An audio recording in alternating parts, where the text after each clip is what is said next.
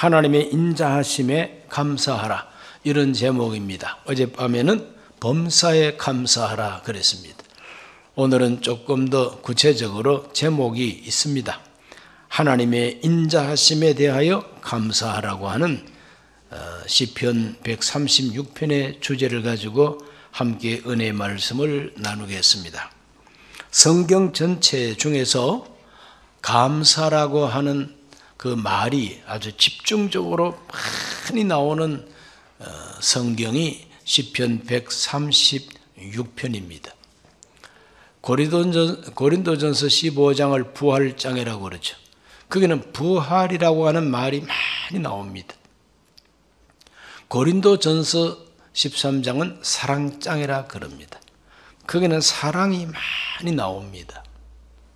이와 같이 성경을 보면은 좀 더 집중적으로 많이 단어를 사용하고 말을 많이 하는 그와 같은 주제가 뚜렷한 성경이 있습니다. 시편 136편은 26절까지 있는데 한 절도 빼놓지 아니하고 계속해서 감사하라는 말이 나옵니다. 감사하라, 감사하라. 왜 감사해야 되느냐? 그 인자하심이 영원함이로다, 이렇게 했어요.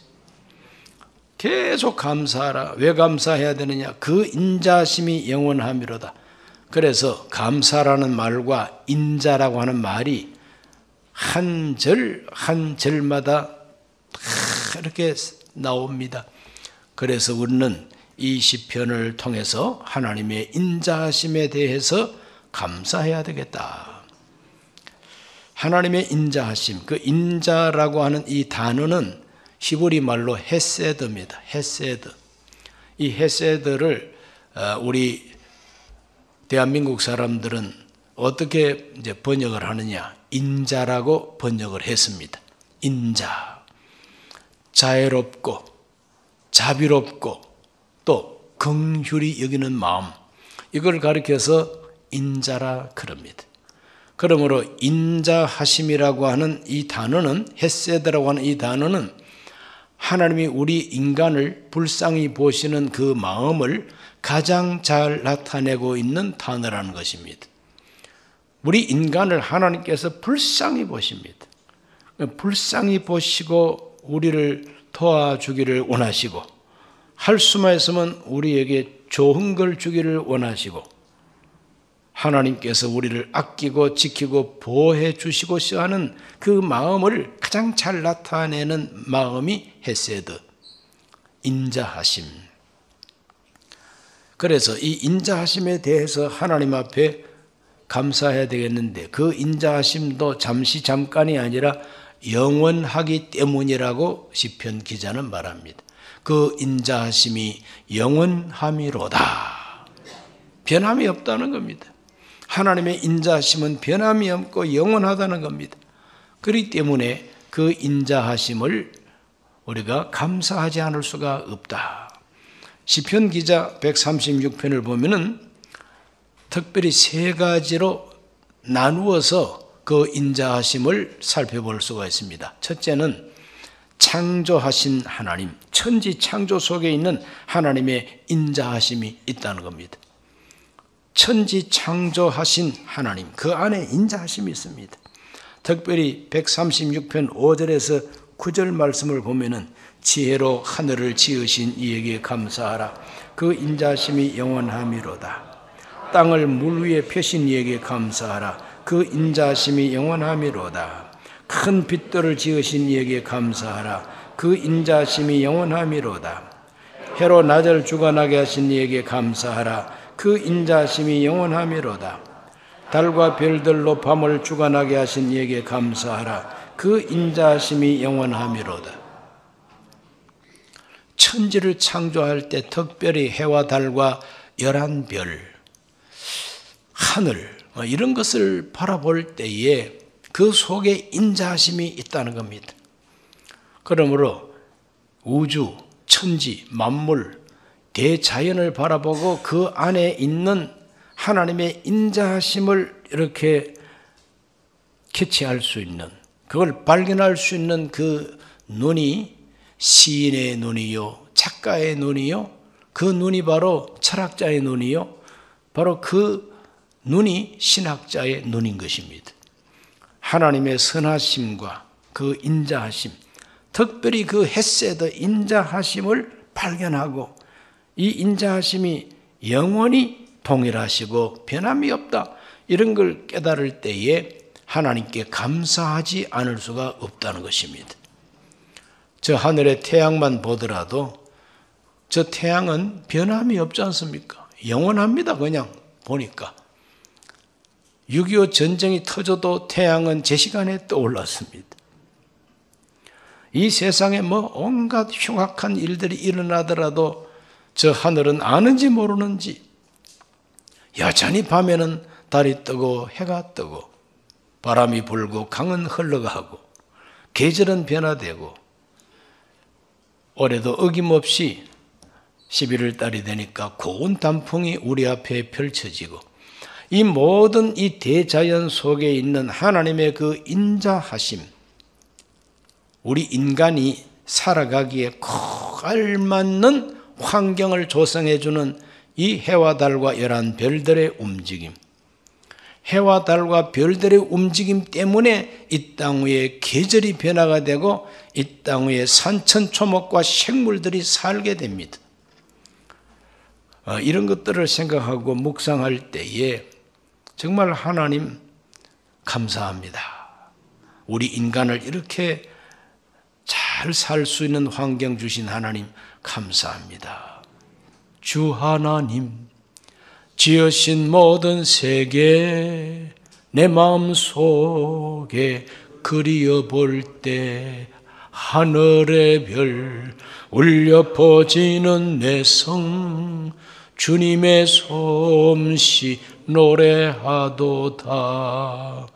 그 다음에는 뭐 목소리가 안 올라갑니다. 우리가 주님의 높고 위대하심을 내 영혼이 찬양하네, 감사하네. 어려움이 많고 복잡한 일이 많고 막 그러더라도 하늘 보고 땅을 보고 별을 보고 달을 보면서 나무와 숲을 보면서 흐르는 강을 보면서 내 영혼이 찬양하네, 감사하네. 이와 같은 믿음의 사람들이 되시기를 주의 이름으로 축원합니다. 죄 짓기 전에 에덴 동산, 죄 짓기 전에 이 자연 환경은 얼마나 완벽했는지 900살 살지 못하고 죽은 사람이 거의 없어요. 다 900세 이상 살았어요. 요즘 뭐 100세 시대라고 뭐 자랑하지만 그건 아무것도 아니잖아요. 머두셀라 같은 사람은 969살까지 살았다 그랬어요. 969까지 살았어요. 어떻게 살았는지 상상도 안 갑니다. 969살 될 때까지 누가 밥 해줬을까? 날마다 이 하루 세 끼 밥 먹는 게 보통 일이 아니에요. 그런데 그 900살 넘은 할아버지 밥은 누가 해줬을까? 본인이 끓여 잡수셨을까?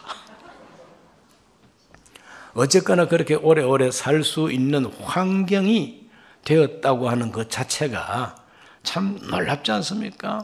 그러므로 천지 창조 속에 있는 하나님의 인자하심, 이런 것들을 우리가 발견하고 하나님 앞에 감사합니다. 감사합니다. 이게 우연히 있는 것이 아니라 하나님이 창조하시고 하나님이 우리 인간 살기 좋도록 이렇게 주셨다고 하는 걸 발견하는 것이야말로 얼마나 위대한 발견입니까? 바로 거기에서 감사가 나오게 되어 있다 이 말입니다. 대자연 보고 감사하는 분들이 되기를 주의 이름으로 축원합니다. 뭐 이렇게 환경이 달라지고 계절이 변화가 되고 아름다운 뭐 풍경이 양 펼쳐지고 이러더라도 뭐 그런가 보다 하고 무덤덤하고 아무런 감격이 없으면은 뭐 어떡하겠습니까? 뭐 그분은 그렇게 살아야지 뭐.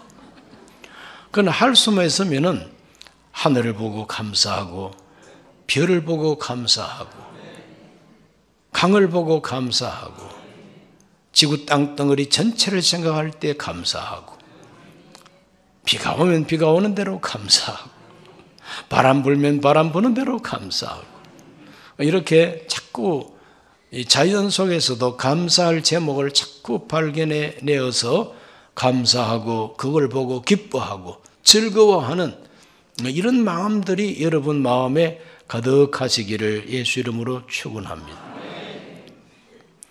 오늘 구교구 성도님들이 단풍 보고 왔다네요. 그래서 그런지 구교구 성도님들 눈빛이 달라요. 두 번째로는 역사 속에 있는 하나님의 인자하심을 감사하는 겁니다. 역사 속에 있는 하나님의 인자하심을 시편 기자는 감사하고 있습니다. 이 시편 기자는 10절 말씀부터 애굽의 장자를 치신 이에게 감사하라. 그 인자하심이 영원하미로다. 또 11절에는 이스라엘을 그들 중에서 인도하여 내신 이에게 감사하라. 그 인자하심이 영원하미로다.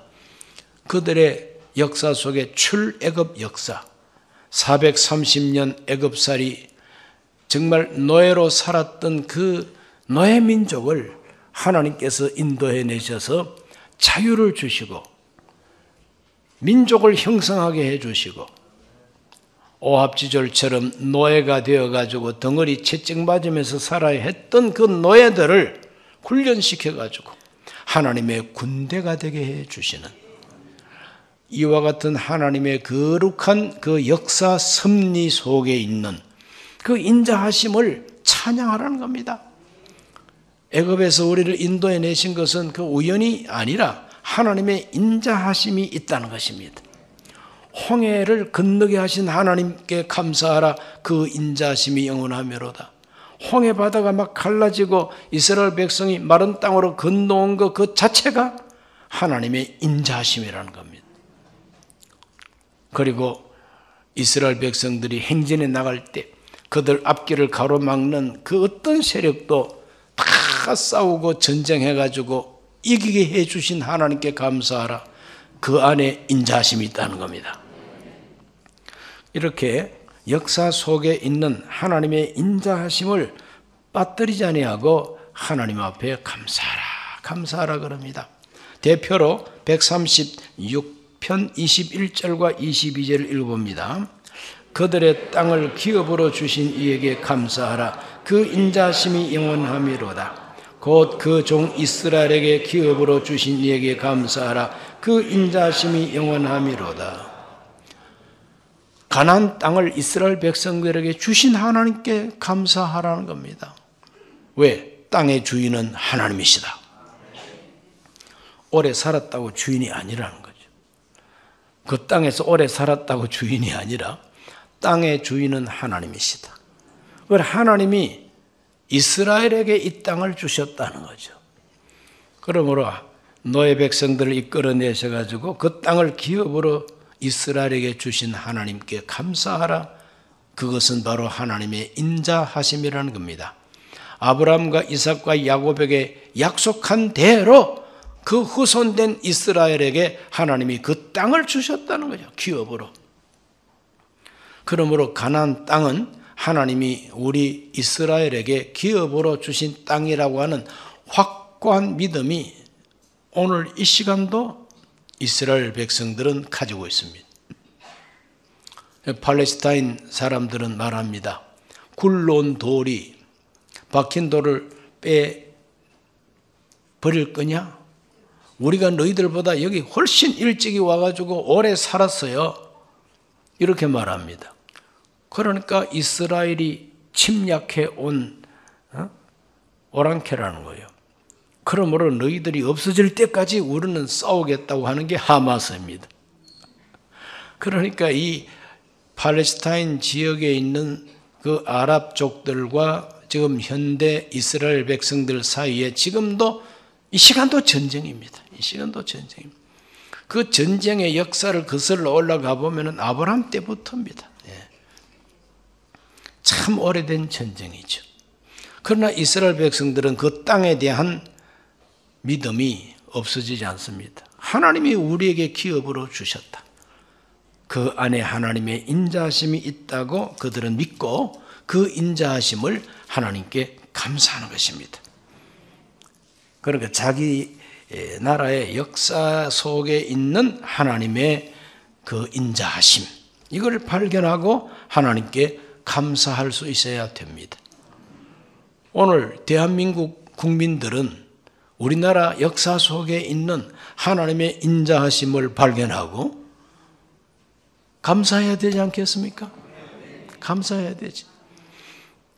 감사하고 싶어도 역사를 알아야 감사하지. 모르면 그냥 얼음에 자빠진 소 눈 뜨고 두리번거릴 수밖에 없어요.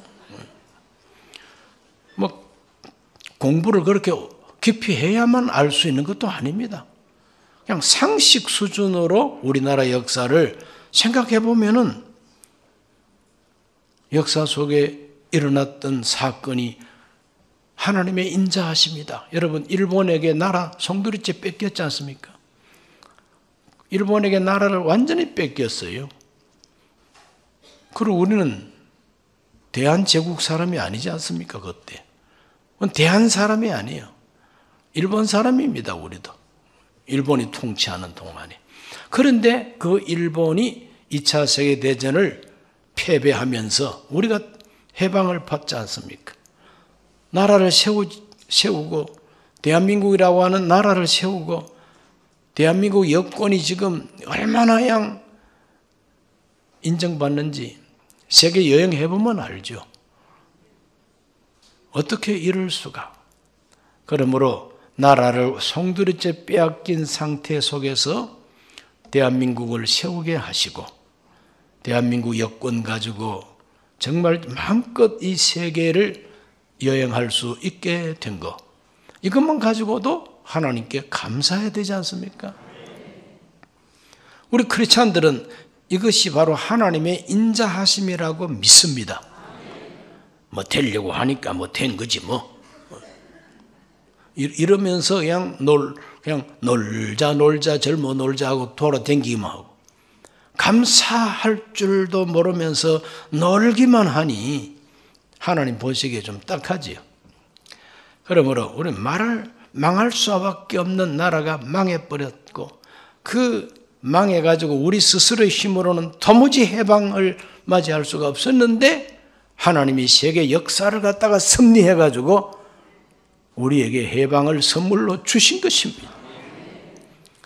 그 해방받은 우리나라, 어떻게 하면 어떤 나라를 세울 수 있을까?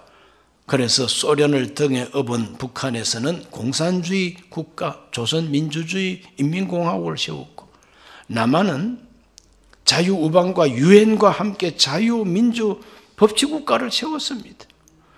그래서 75년이 흐르는 동안에 이와 같이 경쟁을 했는데 해방되었을 때에 6.25 전쟁 일어나고 그 1960년대까지만 하더라도 북한이 우리보다도 3배 잘 살았어요. 3배나 잘 살았어요. 그러나 지금은 우리가 북한보다도 60배 이상 잘 삽니다. 어떻게 이와 같은 편차가 생겼을까? 하나님의 인자하심이죠. 하나님의 인자하심입니다. 그러니까 이런 것을 생각할 때 우리는 하나님 앞에 감사해야 마땅하다는 것입니다. 세 번째로 시편 기자는 비천한 가운데서도 기억해 주심을 감사했습니다. 136편 23절에서 25절을 다 같이 읽어봅니다. 우리를 비천한 가운데서도 기억해 주신 이에게 감사하라. 그 인자심이 영원하미로다. 우리를 우리의 대적에게서 건지신 이에게 감사하라. 그 인자심이 영원하미로다. 모든 육체에게 먹을 것을 주신 이에게 감사하라. 그 인자심이 영원하미로다. 그랬어요. 비천한 가운데서 기억해 주신 우리 하나님. 비천하다는 것은 신분도 비천하고 또 형편도 비천하고 모든 것이 다 비천해요. 명예가 없고 권세가 없고 힘도 없습니다. 이게 비천한 거예요. 아무도 귀하게 여기지 않습니다. 이게 바로 비천한 거예요. 이 세상에서는 이렇게 비천해도 하늘에 계신 하나님이 기억해 주셨다. 그 하나님이 우리를 기억해 주셨다. 생각해 주셨다. 이것이 하나님의 인자하심이라는 겁니다. 비천한 가운데서도 하나님이 기억해 주시고 눈여겨보시고 그래서 하나님이 우리를 불러내셔서 크리스찬이 되게 해주셨다. 이건 놀라운 하나님의 인자하심이 틀림없습니다.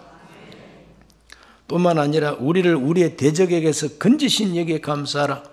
우리를 건져주신 하나님, 건져주신 그 은혜 속에 하나님의 인자하심이 있다는 거죠.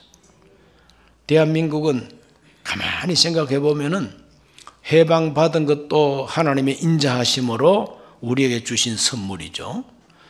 해방 이후에 5년 만에 전쟁이 일어나지 않습니까? 6.25 전쟁이 일어났습니다. 공산군이 침략해 내려왔습니다. 영락없이 우리는 패배할 수밖에 없었어요. 무기가 있습니까? 군사력이 있습니까? 망할 수밖에 없어요.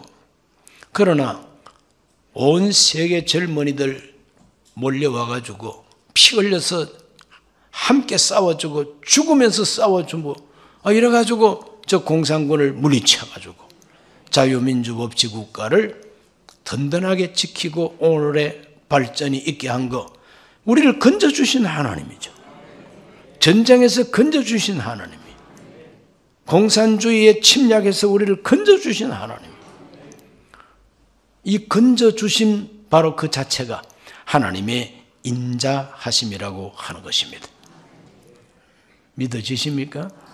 감사해야죠. 감사해야죠. 개인적으로도 정말 참 비천한 삶을 살 때가 있죠. 저도 참 비천했습니다. 참 비천했습니다. 1968년 12월 달에 제가 서울에 올라왔는데 아무도 나를 환영해 주는 데가 없고 친구 하나 딱 올라와가지고 올라오면 나하고 같이 신문 배달하면서 한번 공부해보자 올라오라 이래가지고 신문 배달하러 올라왔어요. 재워주는 집도 없고 그러니 속된 말로 집도 없고 절도 없어요. 잠잘 때도 없습니다. 누가 밥 한 끼 해주는 사람도 없어요. 이런 가운데서 참 비천하게 지냈습니다. 1968년 12월부터 그 이듬해 1969년 3월 될 때까지 한 4개월을 정말 비천한 가운데 서울에서 객지 생활을 시작했습니다. 그렇게 비천해도 조금도 마음에 슬픔이나 절망이나 또 약호 죽는 거 이런 거 없었어요. 왜 없었느냐? 그때 막 예수님을 영접하고 올라왔으니까. 예수님 영접하고 딱 한 달 만에 제가 서울에 올라왔어요. 이제 막 발견한 주 예수 그리스도. 그래서 그 예수 이름으로 기도하면 하나님이 들어주신다고 하는 그거 하나 붙들고 그 눈 속에서 기도했습니다. 그런데 그 눈 속에서 기도한 그 기도가 다 이루어져요. 그 비천한 가운데서도 하나님이 마음속에 은혜를 주시니까 슬픔도 없고 절망도 없고 약호 죽는 것도 없었어요. 태산을 넘어 험곡에 가도 빛 가운데로만 걸어가면 주께서 버리지 아니하기로 약속한 말씀이 변치 않는데 세상의 유행가를 이렇게 라디오에서 나오고 친구들이 흥얼거리는 들어가지고 한 소절 내지는 한 문구 정도는 알아도 처음부터 끝까지 나 혼자서 다 부르는 유행가는 없었어요. 하숙생 하나는 내가 다 외웠어요. 다른 거는 다 외우는 노래도 없었는데 찬송가를 딱 배우니까 이 찬송가야말로 진짜 노래다. 그때부터는 유행가 다 끊어져 버리고 찬송가만 부르는 거죠. 이와 같이 저도 참 비천한 때가 있었습니다. 그러나 하나님이 그 비천한 가운데서 저를 건져주셨어요. 저를 건져내 주셨어요.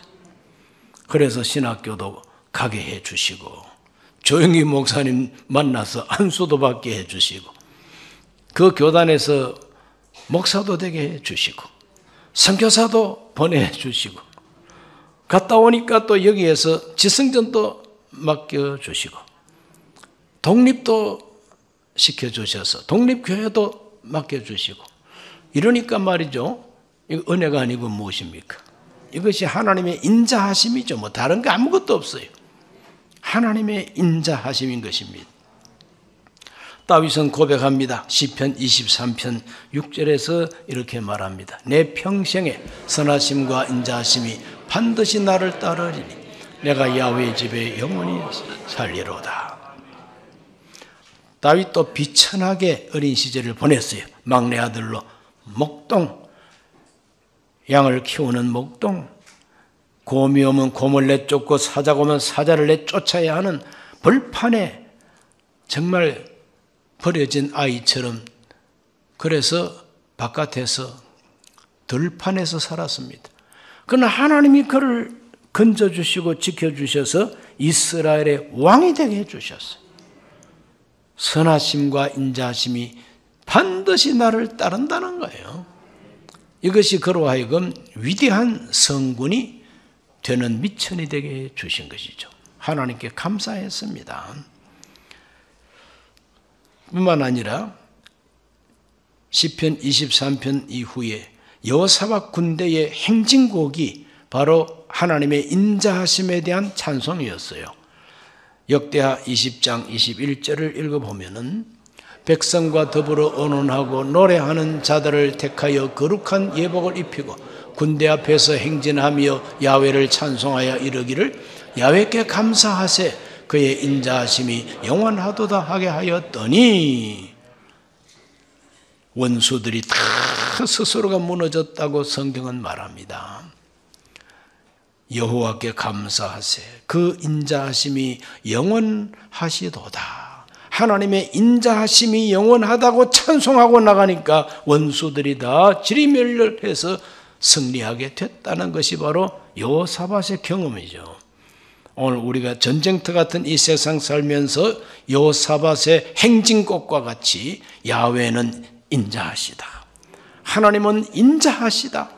그 영원한 인자하심이 나를 따른다고 믿고 찬송하시기를 바랍니다.